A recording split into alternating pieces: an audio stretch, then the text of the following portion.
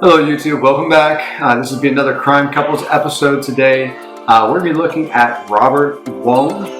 This is a happily married man who was on a little bit of an extended business day. Ended up staying the night at a friend's house in Virginia near Washington, D.C. And this eventually led to his death. So we're going to go into this and go over the details. And this is still an unsolved case.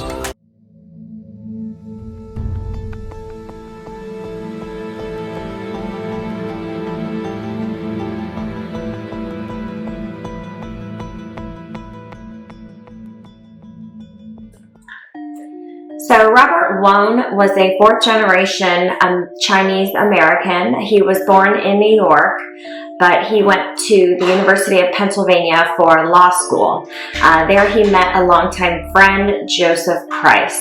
In 2002, he was attending a law conference where he met his wife, Catherine. In 2006, he was 32, working at a law firm and living in Oakton with his wife. They did have a 30 to 45 minute commute daily to drive to work, which is in Washington, D.C. So they had to do this on a daily basis. So Robert was scheduled to attend an all-day law educational course. This course was being held in D.C. And it was, like I said, planned to be all day, so he was going to be getting back late. Since his commute time was very long, he would need to be returning back to work pretty much right away in the first thing in the morning. So to avoid having to drive home very late, go right to sleep, just to turn back around and get up, he decided it would be a lot easier if he could contact someone and stay with a friend who lived closer in the area to make his commute a lot less. He then contacted Joseph, who lived in downtown D.C. He did stay in a townhome, and Joe said, "No problem, come on over." So Joseph did live with other roommates. He did have his partner. He was in a gay relationship with his partner named Victor Zaborsky. And then they had another partner named Dylan Ward, but I guess he wasn't as serious in that, and he was like, they were all three in a polyamorous relationship, but it was known that Joseph and Victor were the main, and then Dylan kind of came in here and there. But they did describe themselves as family. So the townhome was rather large, and it had quite a few levels. On the top level was Victor and Joe, and then on the second level, Dylan stayed there, and then the first level was where you come into the home, and then I believe they had a basement, and that is where their fourth roommate, Sarah, stayed. Sarah was not in town on the day in question, so she's not even in the story at all. Joseph was also a lawyer, so that was a common trait that they had together. Now Victor, he was actually a marketing director for milk, as I understand, like created milk ads and different things like that. Dylan, he was a chef, so he worked in the restaurant business, but since then he has been out, and he is actually a licensed massage therapist at this time, so that is his occupation. So on August 2nd, 2006, Robert and his wife drove to D.C. for their jobs in the morning, and then at the end of that, Catherine drove home, and then Robert had planned to go to Joseph's. So at 9:30 that night, he called his wife after he was getting finished up with everything and was kind of checking in, basically saying, "I'm going to head to Robert's now. I love you. Good night." So about 10:24, Robert called Joe just to say, "Hey, I'll be there in a little bit." From what I've read, it was like a 6 to 8 minute drive from where his conference was to Joe's home. So he gets there around 10:30 to 10:40 is what the time frame says. They all sat in the kitchen for a little bit, just small talk, shooting the shit, you know. And 11 o'clock, they all retreat to their bedrooms. It says in the articles that I've read that 11:05 to 11:07, Robert was drafting emails. There were two emails. One was to his wife, Catherine, and the other was to, it was a work colleague, just confirming their lunch appointment for the next day. So the townhouse was equipped with an alarm system. However, on this night, the alarm was not set. Although the rear door does have a chime system set up, regardless if the alarm's set or not. When it opens or closes, the chime goes off. From the time frame of 11:10 to 11:50, the events that happened inside of the house are undocumented. At 11:49, a 911 call was placed by Victor. DC Emergency 911 Operator 6752. Do you need police, fire, or ambulance? Immediately. We need an ambulance. What's wrong, ma'am? We had someone that was in our house, evidently, and they stabbed somebody. Okay, somebody's inside the house now? I don't know. We heard. Are they bleeding? You see someone bleeding? Someone is bleeding in our house. Okay, where's they bleeding from? I think in the stomach. In the stomach? Is he cautious? Calm down for me. I'm going to send some help, okay? Female or male? It's a male. He's a friend of ours. He was spending the night with us. Okay, and who was the person that stabbed him? Do you know? Is he conscious? We need an ambulance. Ma'am, listen to me. He's not conscious. He's not conscious at all? No. We need someone right now. Is he breathing? Listen to me. Calm down. I'm going to help you, okay? Is he breathing? I'm upstairs, and he's downstairs. I don't know. Okay, who's downstairs with him? My partner is downstairs with him right now. He told me to go upstairs and call the police immediately. I just went to the stairs. Okay, who's the person? Okay, I'm sending paramedics and the police. Okay, who's the person that stabbed him? I don't know. We think it's somebody with an intruder in the house. We heard the chime at the door. And it's 15, ma'am, calm down. 1509 Swan Street, Northwest. Am I correct? Yes, it is. The person that stabbed him, is he still in the home? I don't know.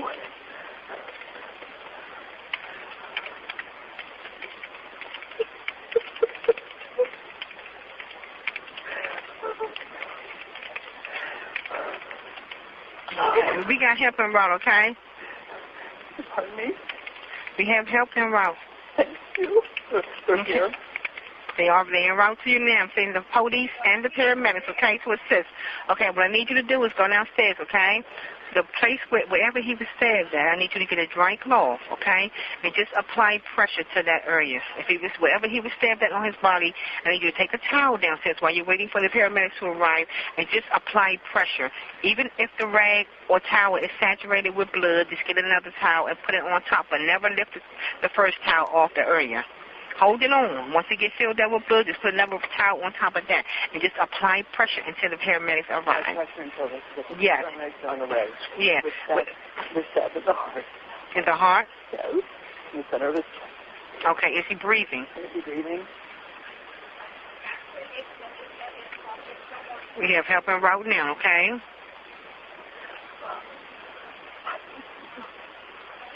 You don't know who it was? I have no idea. So don't touch this. Like,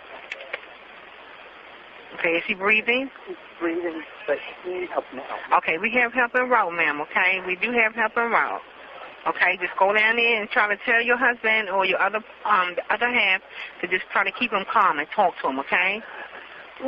Keep him calm and talk to him until someone gets there. Okay. And at the same time, get a dry cloth and just hold it right there in the area. My partner's holding the holding it on him. Okay, and once it gets saturated with blood, tell him get another one. Go get another towel so you can apply it on top of that one once it gets filled up with blood. Okay, we need you to apply pressure on that area. He is applying pressure right now. Okay, just hold it there until the paramedics get there. They should be pulling up any moment if they're already en route to your location.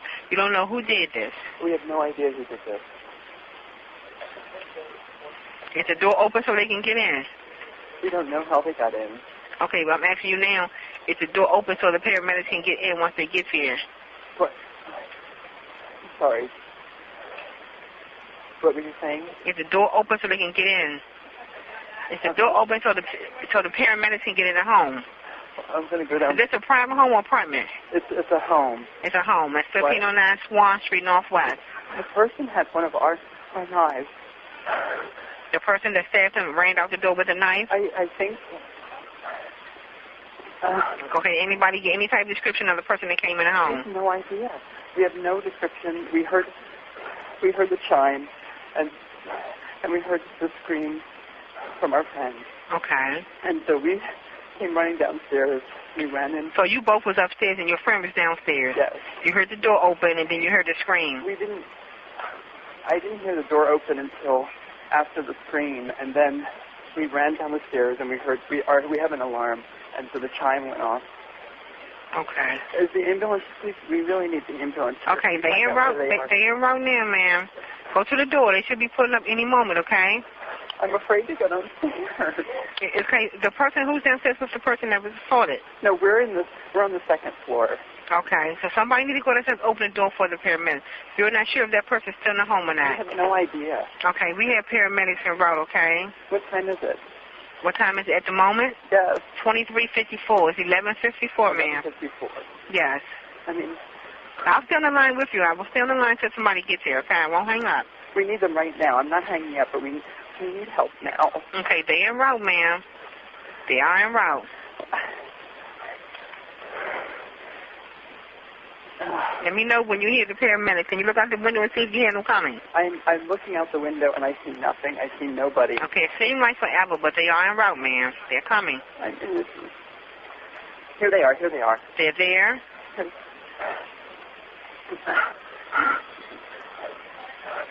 I'm going downstairs. Okay. I'll stay on the line with you till you open the door for the paramedics, okay?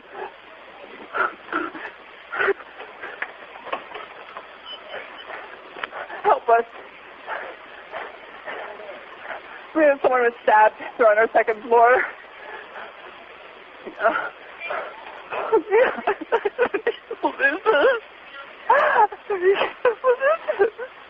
Ma'am? No, it's really an emergency. I mean, he maybe... Please hurry.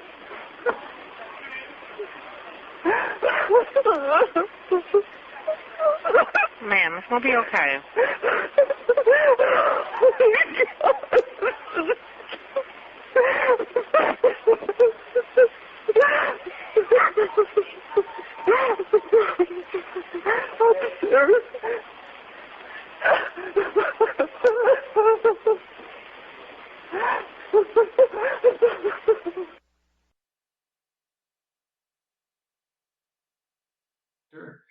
In the call, he's very, very dramatic. He's crying. He's saying that there's been someone in their house that's been stabbed by an intruder. He sounds very terrified over the phone. While he's talking, the dispatcher talks to him and says, you know, can you see where the stab wounds were at? Where is he stabbed? Is he bleeding? He says, yes, I think it's from his stomach. The dispatcher says, take some towels, push onto the areas where the wounds are, and apply pressure to help stop the bleeding. And then goes on to say, if the towels get soaked, then grab another towel, leave the same towels there, put it on top of it, continue to apply pressure until paramedics arrive. But he was not the one placing the towels on Robert. As you hear in the 911 call, he is upstairs because he's afraid the intruder is still downstairs, and his partner, Joseph, is the one who's actually holding towels to Robert's chest and abdomen. So at 11:54, the paramedics do arrive on scene. They did immediately think things were a little bit off. They did also notice and write down the report that all of the men seemed freshly showered and were all wearing white robes. So when the EMS entered the room where Robert was at, they noticed right away that it was very clean. The entire room seemed very clean. The pillows were fluffed. They said the bed was made pristinely. They even had like the towel or the blankets folded down like a 45-degree angle, and his body seemed to be like placed on top of it. But the room was very clean. He was wearing a t-shirt and underwear, which his wife confirmed is what he normally did wear to bed. And so everything just seemed very odd for it to be a crime scene. So when they originally entered, there was no sign of life from Robert. He wasn't kicking, he wasn't screaming, he wasn't gasping for air. And it appeared like the blood on the shirt had been like wiped there by something, a finger, an object, something, because you could not see blood on his shirt without lifting the shirt up. So it wasn't saturated. Like if someone was stabbed, you would see your organs in here and there'd be blood everywhere. But there was not any of that. There was not blood on the pillow, on the blanket. So it just looked very clean, like Harrison said. So when EMS got there, they're doing everything they can for Robert, and they noticed the towel that he was supposedly had on him, like stopping the blood coming out of the wound. And there were like 2 to 3 little scattered blots, and we're going to put a picture up. It doesn't look like a towel that was just saving someone's life. It just is really weird. And again, they all look freshly showered. They were all clean, and they were oddly calm. Whereas if I was in a scene like we're describing, I think I would be very frantic and very nervous and very scared, because supposedly an intruder broke in their house and killed this man. Like, I'd be really freaked out, and they're just walking around, pointing, answering questions very calmly. So along with all the men in the house appearing to be freshly showered and in robes, Robert also seemed to be freshly showered and clean. So again, this is pretty odd to be a murder suspect, or be someone that was murdered. There was no signs of a struggle with any of this. So he had 2 wallets, I think we heard, his BlackBerry, a watch, some other items like that, all undisturbed. There was no, like I said, no signs of struggle inside of the room itself, nothing overturned. Everything looked normal. But on August 3rd at 12:30 in the morning, he was pronounced dead, and he was taken. This was at George Washington Hospital in D.C. So all these men were interrogated by the police. It seemed that their stories were very oddly consistent. Everything was the same from each man.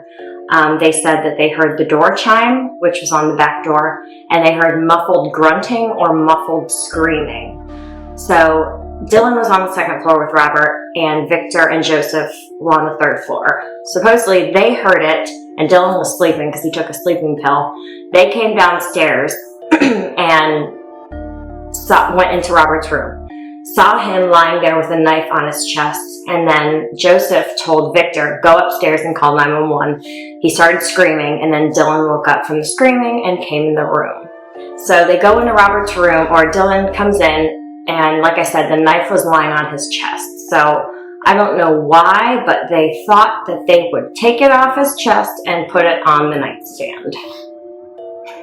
Another Darlie tear. So they said once they were in the room, they had to lift his shirt in order to see the wounds, which is very weird. Ashley brought up to me, she said, like, if you were to have those types of wounds, the blood, again, as she said earlier, should be soaking through. Everywhere. So that presented problems to them. But the EMS did note that when they got there, the wounds were also, they're all about the same size, and they were very big, gaping wounds. They said at least a finger or so could fit inside these wounds. And I believe he had one in his, so he did have one in his abdomen, his heart, and then like on his side. So these are very, very, big areas where you produce a lot of blood. Yeah. So if there would to be, points of a wound there, there'd be a lot of blood coming through, and there wasn't. They also didn't find any force of entry on any parts of the house or anything missing. Right. They searched all the floors. There was no electronics, no TV. Like, they had a lot of stuff in their house, and nothing was stolen.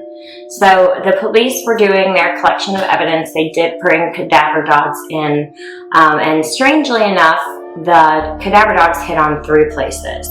On the back stairwell, in a drain outside where there was a hose kind of untangled out, so maybe someone sprayed something off and it went down the drain, and then in the dryer, which is so weird of all places. So maybe they hosed him off and them off and threw their clothes in the dryer and then called 911. So I don't know. We're going to talk about kind of theories in a little bit. Joe was interrogated by the police for about 6 hours.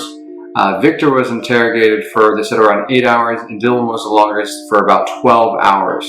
All of the men seemed to be very arrogant, unconcerned, detached, and uncaring about the situation. After leaving the police station, all 3 men did seek and get legal counsel. So at the autopsy, the coroner did have some kind of odd evidence that he found with the body. He found broken capillaries in Robert's right eye and then on his left eyelid. This is normally seen with like suffocation and being choked and being killed by asphyxia, like choking and cutting off your air supply. He did have stab wounds, but like Harrison said, they were very clean and very symmetrical.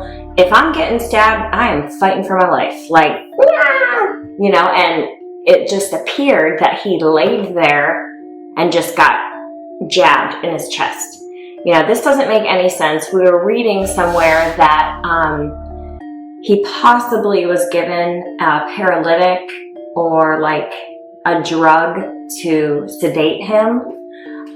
They did find 6 needle marks in weird spots in his body, like on his neck, on his foot, on his hand, and in his chest. So I don't know. Somebody injected him with something. He was not a drug user.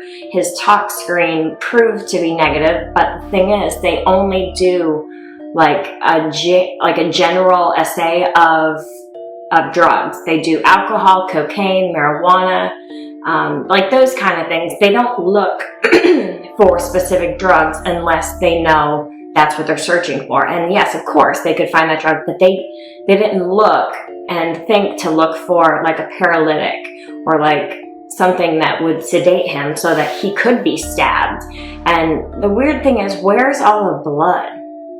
Like Harrison and I were saying, like, was his heart stopped? Like, your blood pressure really low? Because those wounds would produce a lot of blood. I don't care if you're still alive, it still will produce blood. Your heart is still pumping. So where's all the blood? And if there's not blood, there has to be a reason why. Like Harrison said, his blood pressure's got to be low. I mean, there's not many reasons why a wound wouldn't bleed unless you're dead.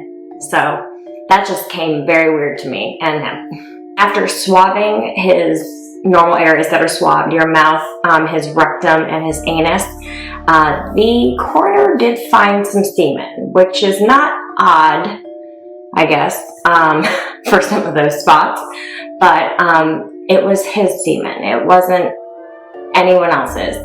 And per his wife, he was very happily married.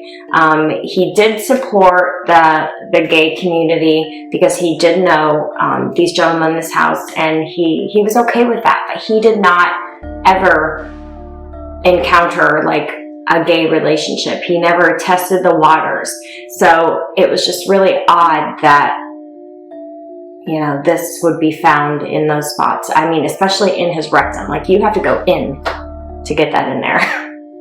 So upon further investigation, they did find that the knife found at the scene next to Robert's body was not the knife that was used for the stabbing.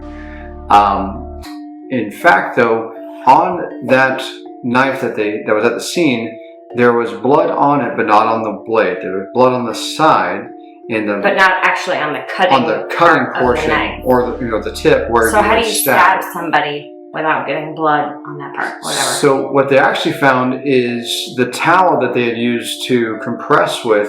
The fibers of that towel were actually found on the sides of the blade of the knife, which is consistent as if they were to had taken the towel, dab blood on it, and then use that towel to put blood onto the knife to make it look like there was blood on the knife from the wounds.